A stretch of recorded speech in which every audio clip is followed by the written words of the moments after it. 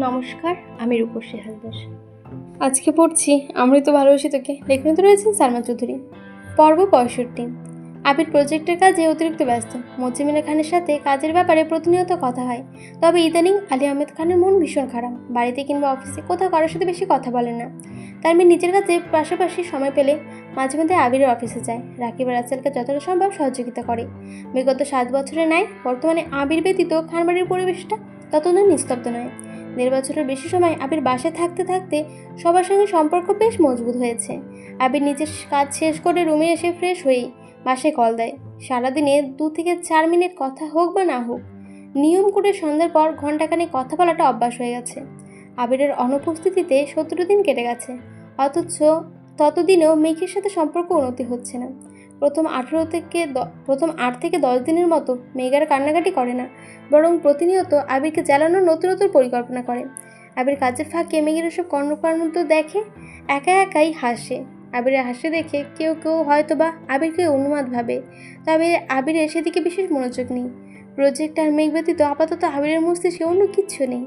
প্রত্যাহিত সকালে ঘুম ভাঙার পর মেঘের প্রথম কাজ ক্যালেন্ডারে গত হওয়া এক একটা দিন মার্ক করা। মেঘের মতো আবিরও প্রিয়সীর কর্মরত আদলে হাসি ফোটানোর অজ্ঞাতে সর্বক্ষণ দিন গুনছে। আজ সকাল থেকে মালিয়া খান আর হালিমা খান রান্নাঘরে ব্যস্ত। আবিরের বড় মামিকে ডাক্তার দেখাতে ঢাকায় নিয়ে আসবে, সাথে বড় মামা আর মালাও আসবে। তাছাড়া মায়েশা আর তার হাজবেন্ডকেও দাওয়াত দেওয়া হয়েছে। ইকবাল খান বেশ কিছুদিন যাবৎ চট্টগ্রামে আছেন, তাই মিম আদিকে নিয়ে আকলিমা খান নিজে স্কুলে গেছেন। মেঘ ভার্সিটি থেকে বাসায় ফিরে ফ্রেশ হয়ে কেবল শুয়েছে। এর মধ্যে বড় মামি আর মালা বাসায় এসেছে। ওনাদের কণ্ঠ শুনে মেঘ তাড়াতাড়ি নিচে নেমেছে। সালাম দিয়ে ভালো মন্দ জিজ্ঞেস করেছে। মামি হাসি মুখে কথা বললেও মালা মুখ ফুলিয়ে রেখেছে। মেঘ মালার দিকে তাকিয়ে জোরপূর্বক জিজ্ঞেস করলো, আপু কেমন আছেন? মালা এবার বাধ্য হয়ে উত্তর দিল, ভালো। তুমি? মেঘ মুচকি হেসে উত্তর দিল, আলহামদুলিল্লাহ, খুব ভালো। মেঘ মালার পাশের সোফায় বসে চোখ বন্ধ করতেই গত বছর মাইশাপুর বিয়ের প্রতিটি ঘটনা চোখের সামনে জলজল করছে। এতক্ষণ মালাকে নিয়ে মেঘের মনে অভিযোগের কমতি ছিল না। আবির একজন দায়িত্বশীল প্রেমিক হিসেবে কত সুন্দরভাবে সবগুলো ঘটনাকে সমাধান করেছিল। বোকা মেঘ আবিরের উদ্বেলিততা তখন বুঝতেই পারেনি। মাইশাপুর গায়ে হলুদের দিন সকালে মেঘের উন্মুক্ত পৃষ্ঠে আবিরের হাতে স্পর্শের কথা মনে পড়তেই মেঘের শরীরে সব রোম দাঁড়িয়ে গেছে, সেই সঙ্গে শরীরে ঝাঁকুনি দিয়ে উঠেছে। আবিরকে দেখার জন্য মনটা আনচান করছে। মেঘ চোখ মেলে দীর্ঘশ্বাস ছাড়ল। মালা আর চোখে মেঘকে দেখছে। মেঘের পরনে একটা সাদা মাটা 3 পিস, বিনুনি করা চুলগুলো কোমর ছাড়িয়েছে, সামনের দিকে ছোট ছোট চুল, কপাল ঢেকে আছে। ক্লাসে যাওয়ার আগে গোলাপি রঙের লিপস্টিকের অল্প স্বল্প তখনও ঠোঁটে লেগে আছে। মালা অবাক চোখে কিছুক্ষণ তাকিয়ে মনে মনে ভাবছে, মেঘের মধ্যে স্পেশাল কী গুণ আছে যা আমার মধ্যে নেই? আমি কি তোমার প্রেমিক হতে পারতাম না? এইবারে বড় বউ হওয়ার জন্য কি আমি একেবারে অযোগ্য ছিলাম? হালিমা খান রান্নাঘর থেকে উচ্চস্বরে ডাকলেন, এই মেঘ, তুইও কি মেহমান হয়ে গেছিস? মেঘ তড়িৎঘড়ি করে উঠে রান্নাঘরে গেল। বড় মামা এখনও আসেনি। মাইশা আপু আর ওনার হাজব্যান্ডকে নিয়ে আসবে, তাই আপাতত মামি আর মালার জন্য শরবত করা হয়েছে। মালাকে শরবত সাথেই মালা বিরক্ত ভরা কণ্ঠে বলল, শরবত খাবো না আমি। মেঘ স্বাভাবিকভাবেই শরবত খেতে দিয়েছে। মালিয়া খান আর আবিরের বড় মামি নিজেদের মধ্যে কথা বলছে। মালা সোফা থেকে উঠে সারা বাড়ি ঘুরে দেখছে। হয়তো আবিরের রুমে যেতে চেয়েছিল, কিন্তু তালা দেখে আবারও ফিরে এসেছে। মেঘকে উদ্দেশ্য করে ঠাট্টা স্বরে জিজ্ঞেস করলো, আবির ভাইয়ের রুমে তালা কেন? তোমার জন্য নাকি? অতি সামান্য কথাতেই অভিমানী মেঘের মনে ভীষণ ক্ষোভ জন্মেছে। গভীর মুখের গম্ভীর্যতা সরিয়ে ক্ষীণ এসে কঠিন স্বরে বলল, উফ, ভাবতেই ভালো লাগছে যে উনি আমার জন্য এতটা উদ্বিত। আমার ভয়ে উনি নিজের রুমে তালা দিয়ে গেছেন। আবির ভাই আমাকে এতটা ভয় পায়। ওয়াও! মেঘের মুখে উল্টোপাল্টা কথা শুনে মালা বেশ বিরক্তই হলো। মেঘ ঢোক গিলে উষ্ণ স্বরে ফের বলল, রুমে তালা থাকুক কিংবা না থাকুক, ওনার শূন্য রুমের পূর্ণতা ওনাকে ছাড়া অসম্ভব। তাছাড়া রুমে তালা দিয়ে ভিন্ন দেশে পাড়ি দিলেও ওনার মনটা আমার কাছেই রেখে গেছে। মালা রাগান্বিত কণ্ঠে বলে উঠল, মানে? নাথিং। ইদানিং আবিরকে জ্বালাতে জ্বালাতে মেঘের স্বভাব খারাপ হয়ে গেছে। মালাকে দেখেও খুব জ্বালাতে ইচ্ছে করছে। সেই ভাবনা সেই কাজ। মেঘ সোফায় বসে 2 হাতে মালিয়া খানের বাহু আঁকড়ে ধরে কাঁধ বরাবর মাথা এলিয়ে দিয়েছে। মালিয়া খান কথা থামিয়ে ডান হাতে মেঘের কপালে হাত রেখে উদ্বিগ্ন কণ্ঠে জানলেন, কিরে, শরীর খারাপ লাগছে নাকি? মেঘ আলাদা কণ্ঠে বলল, না, তোমার আদর খেতে খুব ইচ্ছে করছে। মালা ভেতরে ভেতরে রাগে কটমট করছে। মালিয়া খান মেঘকে নিজের কাছে টেনে নিয়ে মেঘের মাথায় হাত বুলিয়ে দিচ্ছেন আর আবিরের মামির সাথে কথা বলছেন। অন্যান্য কথোপকথনের শেষে দুজনে আবিরের ব্যাপারে কথা বলতে শুরু করেছেন। আবিরের মামি ঠান্ডা কণ্ঠে জিজ্ঞেস করলেন, আবিরের জন্য কি মেয়ে পছন্দ করে রেখেছ? মালিয়া খান মলিন হেসে বললেন, মেয়ে কীভাবে পছন্দ করব? ছেলে তো বিয়ে করতে রাজি হচ্ছে না। আবিরের পছন্দ আছে নাকি? মালিয়া খান উদাস ভঙ্গিতেও বললেন, আমি আবিরকে জিজ্ঞাসা করেছি ভাবি। আবিরের আব্বু সরাসরি কিছু না বললেও ছেলের পছন্দ আছে কিনা এই বিষয়ে উনি নিজেও কয়েকবার জানতে চেয়েছেন, কিন্তু আবির কিছুই বলেনি। উল্টো দুই ভাইয়ের মধ্যে ঝগড়া ঝামেলা শুরু হয়ে গেছিল। কি করেছে? একদিকে আবির বিয়েতে রাজি হয়নি, অন্যদিকে মেঘের আব্বু মেঘের জন্য সম্বন্ধ দেখেছে। এসব নিয়ে আবিরের আব্বু আর মেঘের আব্বুর মধ্যে কথা কাটাকাটি হয়েছে। এরপর থেকে দুই ভাই নীরব, বিয়ে বিষয়ক আলোচনা বন্ধ। মেঘ বড় আব্বুর দিকে তাকিয়ে শক্ত কণ্ঠে বলল, বড় আব্বু আর আব্বুর মধ্যে ঝগড়া হয়েছে? কবে? আমি কোথায় ছিলাম? তেমন সিরিয়াস ঝগড়া না, কথা কাটাকাটি হয়েছিল। তোরা বাইরে ছিলি, আমিও বিস্তারিত শুনিনি। তোর বড় আব্বু আমাকে বেশ কিছু বলেইনি। মেঘ বোকার মতো কিছুক্ষণ তাকিয়ে রইল, মনে মনে ভাবছে, এর জন্য কি আব্বু সেদিন বিয়ের কথা বলতে নিষেধ করেছিল? আবিরের আম্মু আর মামি আবারও নিজেদের মধ্যে গল্প করেছেন। মেঘ সোফার পাশ থেকে নিজের ফোনটা হাতে নিয়ে লুকিয়ে লুকিয়ে মেসেজ লিখছে। বড় মামি আর মালা আপু আমাদের বাসায় এসেছে। বড় মামি আমার বিয়ের লেখা সমাপ্ত হওয়ার আগে মেসেজ পাঠিয়ে দিয়েছে। ফোন উল্টে রেখে পূর্বের ন্যায় আবারও বড় আম্মুর গা ঘেঁষে বসেছে। মালিয়া খান ধীরে সুস্থে মেঘের চুলে হাত বুলাচ্ছেন। 4 থেকে 5 মিনিট পরে মেঘের হাতে থাকা ঘড়ি কম্পিত হয়ে উঠেছে। ঘড়ি স্ক্রিনে ভেসে উঠেছে, your received one message from Abir. আমার আবির। মেঘ বুঝে ওঠার আগেই মালার নজর ঘড়িতে পড়ল। মালা কপাল গুটিয়ে রাগান্বিত দৃষ্টিতে মেঘের স্ক্রিনে তাকিয়ে আছে। মেঘ ঘড়ির স্ক্রিনে তাকিয়ে নিজের অজান্তে লাফিয়ে উঠেছে। আজ 15-17 দিন পর আবিরের মেসেজের রিপ্লাই এসেছে। মহা আনন্দে মেঘের বুকের ভেতর হৃদয়স্পন্দনটা ছটফট করেছে। খুশিতে চোখের পানি টলমল করছে। প্রিয় মানুষটা নিজের হাতে লিখে পাঠিয়ে দেওয়া ঘড়িটায় আজ সেই মানুষটার নাম ভেসে উঠে আর মেঘের উজ্জ্বল মুখোশটি আরও বেশি ঝলমল করছে। মেঘ ফোন হাতে নিয়ে এলোমেলো পায়ে সিঁড়ি পেরিয়ে নিজের রুমের দিকে ছুটল। মালা নির্বাক চোখে মেঘকে দেখছে। মারিয়া খান তপ্ত স্বরে বলে, আসতে যা, পড়ে যাবি তো। আবিরের মা মেঘ কপাল কুটিয়ে চিন্তিত কণ্ঠ শুধালেন, মেঘের হঠাৎ কি হলো, এভাবে ছুটছে কেন? মালিয়া খান মৃদু হেসে বলেন, ও এমনই, ওর ছোটাছুটির কারণ লাগে না, হয়তো কিছু একটা মনে পড়েছে, ওই জন্য এভাবে ছুটছে। একটু পরে চলে আসবে। মেঘ রুমে ঢুকতেই উত্তেজিত হস্তে মেসেজ সেন্ড করলো। আবিরের ছোট্ট রিপ্লাই এসেছে, আমার বিয়ের ব্যাপারে কি বলছে? মেঘের শরীর রীতিমতো কাঁপছে, ঠোঁট স্মিত হাসি ফুটছে, চোখ দুটো জলজল করছে। মেঘ গলা খাঁকড়ে দিয়ে আস্তে করে বলতো, মিস্টার খান, আমি ঠিক জানতাম এই কথা বললে আপনার রিপ্লাই আসবে। মেঘ কাঁপা কাঁপা হাতে মেসেজ লিখছে, আপনার বিয়ে ছিল, মেয়ে দেখার কথা বলেছে। তাছাড়া মালা আপু। আবির তৎক্ষণাৎ রিপ্লাই, মালা কি করেছে? আপনি কি মিস করছে? আবির আগে ইমোজি পাঠিয়ে তারপর মেসেজ পাঠালো, ফাজলামি করবি না, মালা কি আজে বাজে কিছু বলেছে? কি বলেছে? মেঘের আর কোনো রিপ্লাই নেই। আবির পরপর মেসেজ দিচ্ছে, মেঘ রিপ্লাই করছে না। বাধ্য হয়ে আবির কল দিয়েছে। মেঘের বাম হাতে থাকা ঘড়ি আর ডান হাতে থাকা ফোন একসঙ্গে ভাইব্রেট হচ্ছে। আবিরের কল দেখে মেঘ কিছু সময়ের জন্য থমকালো। মুখের বাপাসের তীব্র কম্পন উপেক্ষা করে চোখ টিপ টিপ করে কল রিসিভ করেছে। সঙ্গে সঙ্গে উপাস থেকে আবিরের রাগান্বিত কণ্ঠস্বর ভেসে এসেছে, সমস্যা কি তোর? তাই আমি করাটা কি তোর স্বভাবে আছে নাকি? আমার অপছন্দ জেনেও অনবরত এই কাজগুলো করে যাচ্ছিস? কথা অপ্রসন্ন রাখায় অভ্যাসটা কবে ত্যাগ করবি? মেঘ মোলায়েম কণ্ঠে শোধালো, কেমন আছেন? আবির রাগান্বিত কণ্ঠে হুঙ্কার দিল, তুই কি ভালো থাকতে দিচ্ছিস? মেঘ অভিমানী কণ্ঠে বলল, আমি কি আপনাকে খুব বেশি জ্বালাতন করি? মেঘ উত্তর না দিয়ে উল্টো প্রশ্ন করলো, মালা কি বলেছে? মেঘ ঢোক গেলে ভোজে এক কণ্ঠে বলল, আমি আপনাকে খুব বেশি জ্বালাই। আমার অত্যাচারে আপনি নিজের রুমে তালা দিয়ে গেছেন, এমনটাই বুঝিয়েছে। আবির দীর্ঘ নিঃশ্বাস ছেড়ে রাজবাড়ি কণ্ঠে বলতে শুরু করলো, রুমে প্রয়োজনীয় অনেক জিনিস এলোমেলো করে রেখে এসেছি। রুমে খোলা রেখে আসলে যে যার মতো ঢুকে কাগজপত্র নষ্ট করে ফেলতো।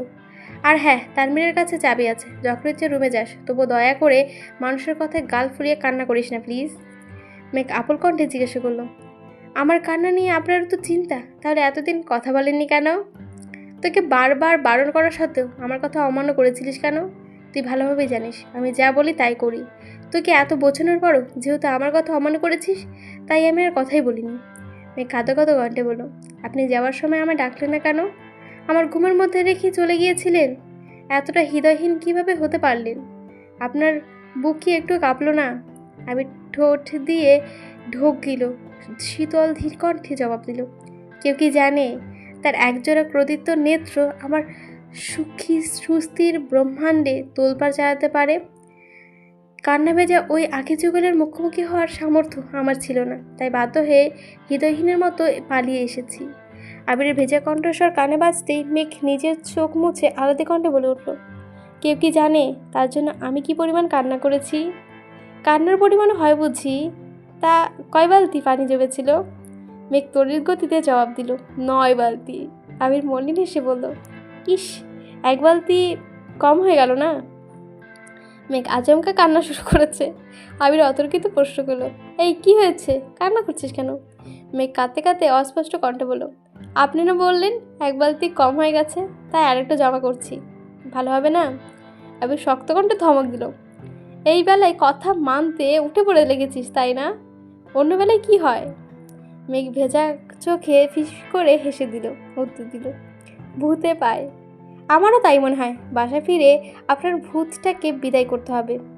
মামির শরীর কেমন? এখন আলহামদুলিল্লাহ ভালো, সিরিয়াস কোনো সমস্যা নেই। আপাতত ডাক্তার কিছু ওষুধ লিখে দিয়েছে। আমি ঠান্ডা কণ্ঠে শুধালো, আপনার শরীর কেমন? মেঘের ঠোঁট আবার হাসি ফুটল, অদ্র ভঙ্গিতে বলল, আলহামদুলিল্লাহ ভালো ছিল, তবে এখন খুব ভালো। সাবধানে থাকবেন। আর একটা কথা। জি বলুন। মালা পর্যন্ত আমার নাম্বারটা যেন না পৌঁছায়। পৌঁছলে কি হবে? তেমন কিছু না, হোয়াটসঅ্যাপের দিনে কমপক্ষে 10 থেকে 15 বার কল আসবে। আমি বসে বসে কল রিসিভ করবো। প্রতিদিন 1 ঘন্টা কথা বললে জাস্ট 10 থেকে 15 ঘন্টা কথা হবে। তারপর 9 ঘন্টা ঘুমাবো, 1 ঘন্টা কি 2 ঘন্টা অন্যান্য কাজ করবো। ভেঙে রাতে দাঁত চেপে বিড়বিড় করে বলল, আর আমি পেঁয়াজ মরিচ দিয়ে আপনার কলিজা ভুনা করে এলাকার কুকুরকে খাওয়াবো। আবির নিঃশব্দে হেসে শুধালো, কিছু বলছেন? মেঘ দাঁতে দাঁত চেপে রাগী স্বরে জবাব দিল, বলেছিলাম মাত্র 15 ঘন্টা কেন, কথা বলবেন বললে পুরো 24 ঘন্টায় কথা বলে, ঠিক আছে? আবির এবার শব্দ করে হাসলো, পরপর উদ্বিগ্ন কণ্ঠে বলল, মনে হচ্ছে কিছু পুড়তেছে। আমি এখন এখান থেকে পোড়া পোড়া গন্ধ পাচ্ছি, কিছু পুড়ছে? মেঘ রাগানি কণ্ঠে জবাব দিল, আপনার নাক একটু বেশি অ্যাডভান্স। করি যাবো না এখনো বসাইনি, ওয়েট একটু পর বসাবো। জিভ দিয়ে ঠোঁট ভিজিয়ে আবির মৃদু স্বরে বলল, ম্যাম কলিজা ভুনায় মনে হয় লবণ দেননি। মেঘ ফোঁস করে উঠল, আর বেশি টেস্ট করতে একটু বিষও দিয়ে দেবো নি বলে মেঘ কল কেটে দিয়েছে, রাগে ফোঁস করছে। আবিরের হাসি থামছেই না, হাসতে হাসতে বিছানায় হেলা দিয়ে বসেছে। আজ অফডে বলে আবিরের কাছে তেমন চাপ নেই। নিজেকে নিয়ন্ত্রণ করে খানিক বাদে আবারও মেঘকে কল দিল। কল বাজতে বাজতে শেষ পর্যন্ত মেঘ কল রিসিভ করলো। সঙ্গে সঙ্গে আবির মোলায়েম কণ্ঠে ডাকলো, ম্যাম। মেঘ নিশ্চুপ। আবির আদরে কণ্ঠে আবারও ডাকলো, ম্যাম। আবিরের কণ্ঠে আদরে ডাক শুনে মেঘের ভেতর ধুকপুকানি বেড়ে গেছে। মন খারাপ, রাগ, অভিমান, খারাপ লাগা সব কিছুর মুহূর্তে উধাও। অনুভূতিদের পাশ কাটিয়ে মেঘ কাট গলায় প্রশ্ন করলো, কিছু বলবেন? বলুন। বলছিলাম রান্নার টেস্ট বাড়াতে বিষ ব্যবহার না করলেও হয় না? বিষ ব্যবহার করলে কি হবে? না মানে কেউ লবণ চেক করতে গেলে তো সারের সর্বনাশ হয়ে যাবে। মেঘের আগে ফুসতে বলল, আপনি এসব বলতে আমাকে আবার কল দিয়েছেন, রাখছি আমি। আবির তড়িৎ বেঁকে রাখলো, শোনো। আবিরের মুখে তুমি সম্বোধন শোনা মাত্রই মেঘের 2 চোখ প্রশস্ত হয়ে গেল। মুহূর্তে শ্বাস থেমে গেছে। হতভম্ব মেঘের মস্তিষ্ক অনুভূতিতে তোলপাড় চলছে। চোখের পাতায় জল করছে আবিরের হাস্যোজ্জ্বল আদরখানা। দুরু কাঁপছে বুক, চোখ মুখে রাগের রেশ মাত্র নেই। আবির তৎক্ষণাৎ ঠান্ডা কণ্ঠে বলল, অতি সামান্য কারণে যেভাবে রেগে যান, ভবিষ্যতে কী হবে ম্যাম? মেঘ চোখ কুচকে চাইল, কি হবে? সদা অজ্ঞতাজনক পরিস্থিতিতে থাকতে হবে। আবির চরজন্তি গম্ভীর কণ্ঠে বলে উঠল, আবারও বলছি, মালা পর্যন্ত আমার নাম্বার পৌঁছালে সব দায়ভার আপনার, মনে থাকে যেন। মেঘ চিন্তিত কণ্ঠে শোধালো, বড় আম্মুর থেকে নাম্বার নিলে কি হবে? আমি আম্মুকে বারণ করেছি, আম্মু কাউকে নাম্বার দেবে না। অন্য কারো কাছ থেকে নাম্বার চাওয়ার সাহস মালার হবে না, একমাত্র আপনিই আছেন। অনুগ্রহ করে আপনিও দেবেন না। ও আচ্ছা, এই জন্য বড় আম্মু আমাকে নাম্বার দিয়েছিল। নাম্বার দিচ্ছিল না তাতে কি, আমি তো নাম্বার দেখে মুস্ত করে ফেলেছি। আমি কারোর নাম উল্লেখ করিনি, তাই আম্মু বুঝতে পারেনি। আপনি যে নাম্বার মুখস্থ করার পাবলিক এটা আমি জানি। তাছাড়া আমি নিজেই আপনাকে কল দিতাম, কিন্তু আপনার অসুস্থতার কথা শুনে। কোনো ব্যাপার না, কিন্তু মালা আপু আমার কাছে নাম্বার চাইলে কি বলবো? এটাও আমার শিখিয়ে দিতে হবে? না, একদম না। এখন রাখি। আচ্ছা। মেঘ ফের বলল, শুনুন। জি ম্যাম, বলুন। রাতে কল দিলে রিসিভ করবেন, নাকি আবারও রাগ করে বসে থাকবেন? আবির কপাল গুটিয়ে মৃদু স্বরে ডাকলো, ফ্রি হলে মেসেজ দিয়েন। আর একটা কথা। মেঘ কাপা কাপা গলায় আস্তে করে বলল, মিস ইউ। বলে কল কেটে দিয়েছে। আবির মনি নিয়ে সে ফোনের স্ক্রিনে দেখালো মেয়েকে শাড়ি পরা একটা ছবি ফোনের ওয়ালপেপারে রাখা। আবির অপলক দৃষ্টিতে ছবিটার দিকে তাকিয়ে আছে। অতর্কিতে হাসি থামিয়ে কম্পিত কণ্ঠে বলল, my dear sparrow, I feel empty without you. কথা শেষে মেঘ আবারও নিচে নামলো। ততক্ষণে মাইশারা চলে এসেছে। মাইশাকে দেখে মেঘ ছুটে গেল। মাইশা হালকা রঙের একটা জামদানি শাড়ি পরেছে। 4 মাসের অন্তঃসত্ত্বা হওয়ায় আগের থেকে বেশি কিউট লাগছে। মেঘ আপুকে ভালোভাবে পরখ করে আহ্লাদি কণ্ঠে বলল, ভাইয়া, আপু, ভাগনা বা ভাগ্নি সর্বপ্রথম আমি কোলে নিতে চাই। আদির পর আমি এখনও ছোট বাবুর কাছেই দেখিনি। আমাকে জানাবেন প্লিজ। মাইশা আর তার হাজবেন্ড একসঙ্গে হেসে উঠল। ভাইয়া বললেন, ইনশাল্লাহ, বাবুকে প্রথমে তোমার কোলেই দেব। ইনশাল্লাহ। মাইশারা সারাদিন শেষে বিকেলের দিকে বাসার উদ্দেশ্যে রওনা দিয়েছে। মামা মামিরাও বাড়ি চলে গেছেন। আলী আহমেদ খান আর মোজাম্মেল খান অফিসে থাকো। দুপুরে বাসায় এসে সবার সাথে খাওয়া দাওয়া করেছেন। যাওয়ার আগে আগে মারা হঠাৎই মেঘকে ডেকে শক্ত কণ্ঠে বলল, আবির ভাই নাম্বারটা দাও তো। মেঘ কপাল গুটিয়ে গম্ভীর কণ্ঠে বলল, অন্য নাম্বার দিয়ে আপনি কি করবেন? কথা বলবো। মেঘ ফোঁস করে শ্বাস ছেড়ে স্বাভাবিক কণ্ঠে বলল, উনি প্রজেক্টের কাজে ব্যস্ত আছেন, আপাতত আত্মীয় স্বজনদের সাথে কথা বলার সময় নেই ওনার। মালা বিরক্ত হেসুতর, তোমার সাথে কথা বলার সময় আছে? মেঘ কপালের মধ্যে ভাঁজ বরাবর ফেলে মেঘই স্বরে বলল, আমার সাথে কথা না বললে ওনারা তো ঘুমই হয় না। মেঘ যে ইচ্ছাকৃত রাগানোর জন্য এসব বলছে এটা বুঝতে মালার বেশি সময় লাগলো না। মালা তৎক্ষণাৎ রাগান্বিত কণ্ঠে বলল, যত যাই বলো, ভাইয়ার নাম আমি সংগ্রহ করেই নেব। আগেও কত রাত ভাইয়ের সাথে আনলিমিটেড কথা বলেছি, তার হিসাব নেই। এবারও তাই হবে। ঘুম পাড়ানোর জন্য প্রয়োজনে ভাইয়াকে ঘুমানোর ওষুধ সাজেস্ট করব। মেঘ ভেতরে ভেতরে রাগলেও রাগটা প্রকাশ করো না, ঠিক করে হেসে বলো, চেষ্টা করে দেখতে পারেন। তবে ও হতেও পারে ওনার হার্টবিট আপনার দেওয়া ঘুমের ওষুধ পাওয়ারটা হার মানিয়ে দিল। মালা কটমট করে বলো, তুমি যে কোন ভরসায় এসব বলো আল্লাহ ভালো জানে। আকস্মাৎ মেঘের ঘড়িতে আবিরের মেসেজ এসেছে, অল ওকে। মেঘ মালার দিকে তাকে ঘড়িটা এগিয়ে দিয়ে মোলায়েম কণ্ঠে বলল, জবাব দিল, এই ভরসায়। নামের জায়গায় শুধু আমার আবির লেখাটা ভাসছে। মালা কিছুক্ষণ তাকিয়ে থেকে মিনমিন করে বলল, ফোনে আমার আবির লিখে রাখলেই আবির ভাইয়া তোমার হয়ে যাবে নাকি? আর কি কি বিড়বিড় করতে করতে মালা বেরিয়ে গেছে। মেঘ মুখ ফুলিয়ে সেদিকে তাকিয়ে আছে। সত্যি তো, ফোনে আমার আবির ভাই নামটা গত 1.5 বছর যাবৎ সেভ করে রাখা আছে। তবুও নাম্বারটা এখনই সেভ করেছে, কিন্তু তাতে সম্পর্কে কোনো উন্নতি হচ্ছে না। আবির অন্তর্হিত অনুভূতি বোঝার ক্ষমতা মেঘের হয়েছে ঠিকই, কিন্তু আবির যতদিন না নিজের অনুভূতি প্রকাশ করছে ততদিন মেঘের আত্মবিশ্বাস আসবে না। জোর গলায় নিজেকে যতই আবিরের প্রেমিকা বলুক না কেন, দিন শেষে এটাই সত্যি, আবির তাকে কোনো প্রকার প্রতিশ্রুতি দেয়নি। মেঘ মুখ ফুলিয়ে রুমে চলে গেছে। মেঘ দিন শেষে বিকেলের দিকে একটা হ্যান্ড পার্টস সাথে 2টো ফাইল আর কিছু কাগজপত্র নিয়ে বনার আনমনে হাঁটছে। আচমকা নজর পড়ে আরেকটা সামনে। তানভীরের মতো কেউ একজন ফোনে কথা বলতে বলতে যাচ্ছে। শিওর হওয়ার জন্য বন্যা দ্রুত পায়ে এগিয়ে যাচ্ছে। ছেলেটা হাঁটার স্বাভাবিক গতির সাথে মেয়েদের দৌড়ের গতি মোটামুটি সমান ধরা যায়। রাস্তায় দৌড়াতে পারছে না বলে যথাসাধ্য দৌড়ে হাঁটছে। তানভীর বেশ কাছাকাছি এসে চলে এসেছে। পেছন থেকে 2 থেকে 4 বার ডেকেছে, কিন্তু তানভীর তার কর্ণকুরে পৌঁছায়নি। বন্যা এবার থেমে শ্বাস টেনে উচ্চস্বরে ডাকলো, এই ভিলেন। মেয়েলি কণ্ঠস্বর কানে বাজতেই তানভীর উদ্দেশ্যহীনভাবে পেছনে ঘুরল। বন্যাকে দেখি থমকে দাঁড়ালো। ব্রোকেজকে কল কেটে কপর রাগী স্বরে জানতে চাইল, কোন দিক থেকে ভিলেন মনে হয় আমায়? কখন থেকে ডাকছি, আপনি শুনছেনই না, তাই ডাকতে বাধ্য হলাম। হঠাৎ আমাকে ডাকার কারণ? এমনি। আপনার বাইক কোথায়? একটা ছোট ভাই নিয়ে গেছে। কেন? এমনি, জিজ্ঞাসা করতে পারি না? তানভীর মলিন হাসলো, কিছু একটা ভেবে গম্ভীর কণ্ঠে বলল, সন্ধ্যা হয়ে যাচ্ছে, বাসায় চলে যেও, আসছি। তানভীরের এমন ব্যবহারে আগামাথা বন্যা বুঝল না। কিছুক্ষণ ভাবার পর হঠাৎ পূর্বের ঘটনাগুলো মনে পড়ল। বন্যা সহসা ডাকলো, এই যে। তানভীর ঘাড় গড়িয়ে বিমুখ দৃষ্টিতে বন্যার দিকে তাকালো। বন্যার মুখের মায়াবী হাসিতে তানভীরের হৃদয়ে দুরু দুরু কাঁপছে। তানভীর উত্তর না দিয়ে খানিক ভ্রু উচালো। বন্যা একগাল হেসে বলল, ঝালমুড়ি খাবেন? তানভীর তৎক্ষণাৎ উত্তর, না। তাহলে ফুচকা? না। চটপটি? না। চা? না। বন্যা এবার খানিক রেগে গেছে, চোখের পাতা ঝাপটে আর মনে বলে উঠল, তাহলে কি সিগারেট খাবেন? তানভীর প্রস্তর নেত্রে বন্যার দিকে তাকিয়ে শক্ত কণ্ঠে শুধালো, কি বললে? বন্যা উত্তর না দিয়ে আশেপাশে তাকিয়ে লজ্জায় আর আতঙ্কে নিজের মুখ চেপে ধরেছে। নিজের প্রতি অতিষ্ঠ হয়ে ঘন ঘন নিঃশ্বাস ছাড়ছে। তানভীর স্তব্ধ হয়ে তাকিয়ে আছে। বন্যাকে আপাতবস্তু দেখে মুচকি এসে বলল, সিগারেট খেতে পারি যদি তুমি আমার সঙ্গে খাও। অপ্রত্যাশিত কথায় বন্যা শ্যাপ্ট করে তানভীরের অভিমুখে তাকালো।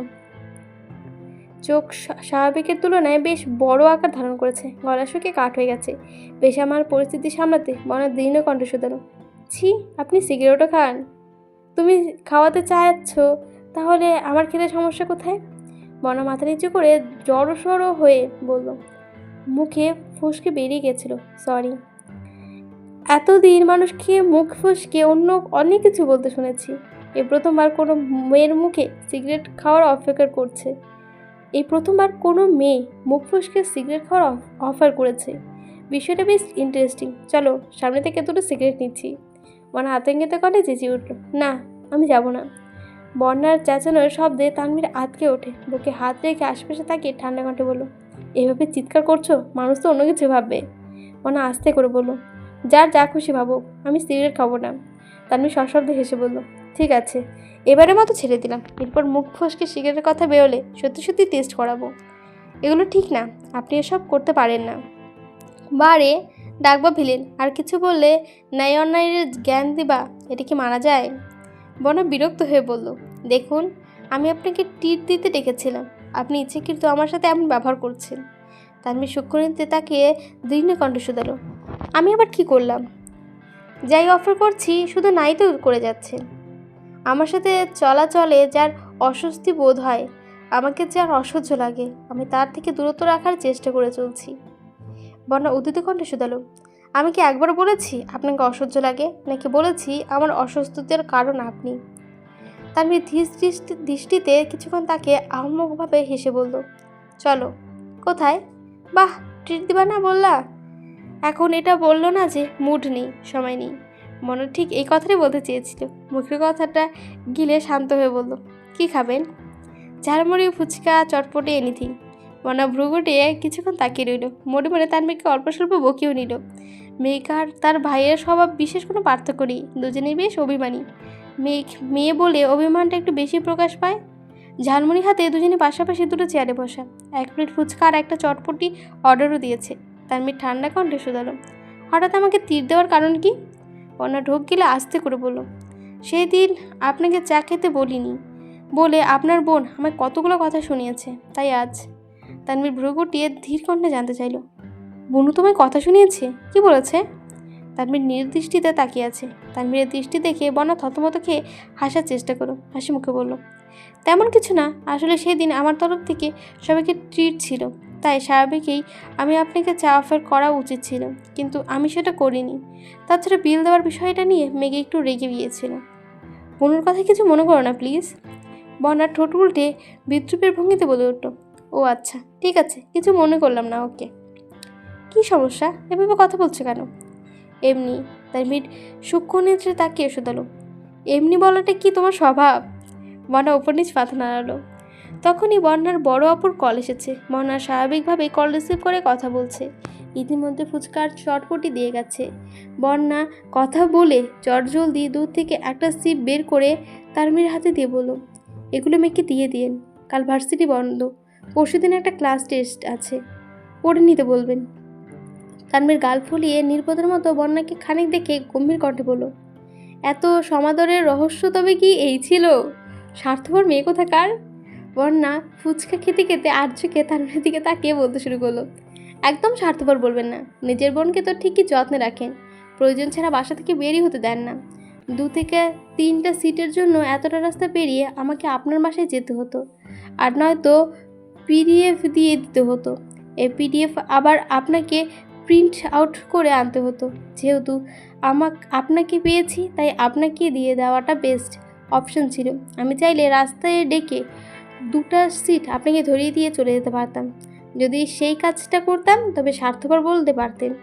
আমি আপনাকে ট্রিট অফার করলাম, 40 মিনিট সময় দিলাম, অতবার সেই সিটগুলো দিচ্ছি। তার থেকেও বড় কথা, সিটগুলো আপনার বোনের প্রয়োজন। তাহলে আমি স্বার্থপর হলাম কিভাবে? যেভাবে যুক্তি দেখিয়ে ঝগড়া করছো, আমার মনে হচ্ছে তোমার উদ্ভিদ বিজ্ঞান সাবজেক্টটা না নিয়ে দর্শন সাবজেক্টের অনার্স নেওয়া উচিত ছিল। অনা ভ্রুকুচকে প্রশ্ন করলো, আমি ঝগড়া করছি? তানভীর ঠোঁট চেপে হেসে বলল, এটাকে অবশ্য ঝগড়া বলে না, তর্কের বিবাদ বলে। বন্যা শেষ হয়ে পাত্তা না দিয়ে ফুচকা খাচ্ছে। তানভীর টুকটাক ফুচকা খেতে পারলেও আজ চটপটি নিয়েছে, কারণ 1 প্লেট ফুচকা একা শেষ করা তানভীরের পক্ষে সম্ভব নয়। মেঘের কথা বের হলো, মেঘ মিমার আদিদের জন্য অল্প একটা খাবার কয়টা খায়, আজ আগেভাগেই চটপটিটা বেছে নিয়েছে। বন্যা ফুচকা শেষ করে উঠতে উঠতে বলল, আপনাদের জন্য একটা পার্সেল নিয়ে বিলটা দিয়ে আসছি, আপনি আসুন। তানভীর তৎক্ষণাৎ বলে উঠল, বিলটা আমি দেবো। বর্ণা রাগে রাগে মুখ করে তাকাতে তানভীর ঢোক গিলে শাক্ত কণ্ঠে বলল, ঠিক আছে আমি বসছি, বিলটা তুমিই দিয়ে আসো। বর্ণা মুচকি এসে চলে গেছে। বিল দিয়ে সে তানভীরের হাতে শিটগুলো আবারও দেখে নিল। পার্টস আর শিটগুলো হাতে নিতে নিতে শীতল কণ্ঠে বলল, সরি, সময়ের অভাবে চা খাওয়াতে পারছি না, অন্য কোনো দিন খাওয়াবো ইনশাল্লাহ। তানভীর মুচকি এসে বলল, চা কিন্তু তোমার হাতের বানাতে হবে। দেখা যাক, আসছি। আমি এগিয়ে দিয়ে আসি। তার কোনো দরকার নেই, আপু নিয়ে যাবে আমাকে, সাবধানে যেও। আচ্ছা, আপনিও যাবেন। মানা রাগ করছে ভেবে সেদিনের ঘটনা জানতে মেঘকে জিজ্ঞাসা করার জন্য মেঘের রুমের সামনে আসতেই তানভীর থমকে দাঁড়ালো। মেঘ আপন মনে বন্যার সাথে ফোনে কথা বলছে। দুজনে আবল তাবল কথা আর হাসির তরে তানভীর থম মেরে দাঁড়িয়ে পড়েছে।